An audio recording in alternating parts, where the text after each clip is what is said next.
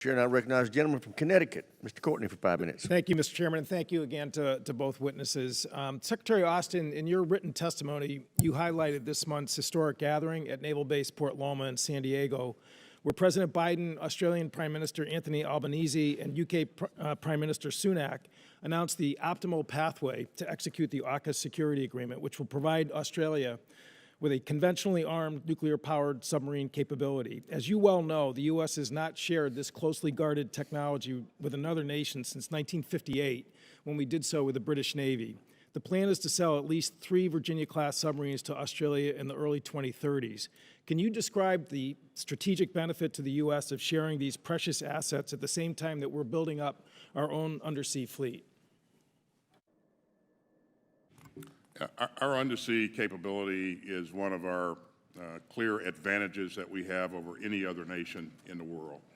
And helping an ally like Australia develop a capability that can complement the capability that we and the UK bring is critical. And it will help us to deter. It will help us to achieve our objective of maintaining an open and free Indo-Pacific. And I think, the interoperability that comes along with this, I think, is also very, very powerful.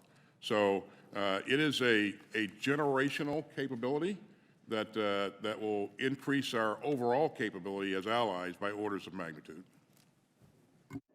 Thank you, Mr. Secretary. And it's clear from your response, though, that in order for the U.S. to meet its fleet requirements and also fill Australia's looming undersea capability gap, boosting the size and productivity of our industrial base is a national security priority. Last year's omnibus invested a record $751 million into workforce development, supply chain, and facility expansion. This year, you're requesting $647 million more for those same goals.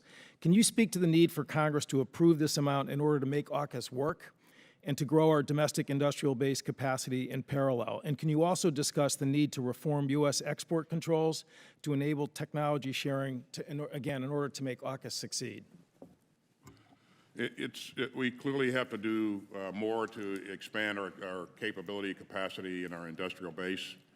It's important to us, anyway, but it's more important because of the fact that we've gone down the path of AUKUS, which we need to do. It's again, a generational capability that I'm very, very happy that we have taken on. So we will continue to look to invest in our industrial base capability. And as you know, Australia is also investing in our industrial base.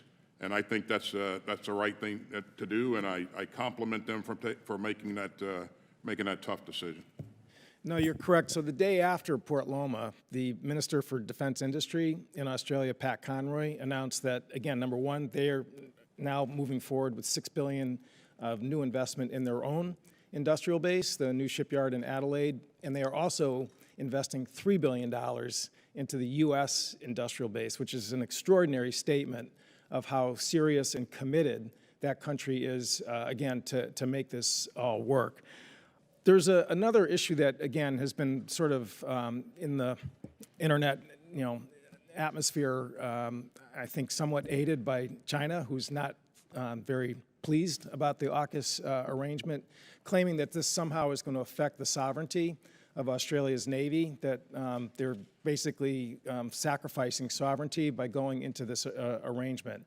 Can you just clarify that, again, this is a sale, so title in the deed to the subs will be in the ownership of the Royal Australian Navy, and they, again, will operate, again, within their own sovereign authority?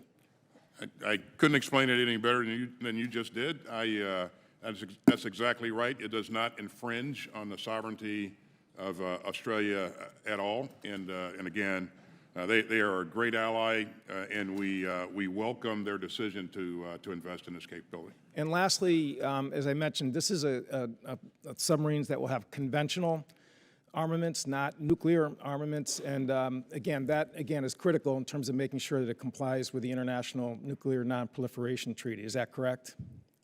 That's absolutely correct. Thank you. I yield back.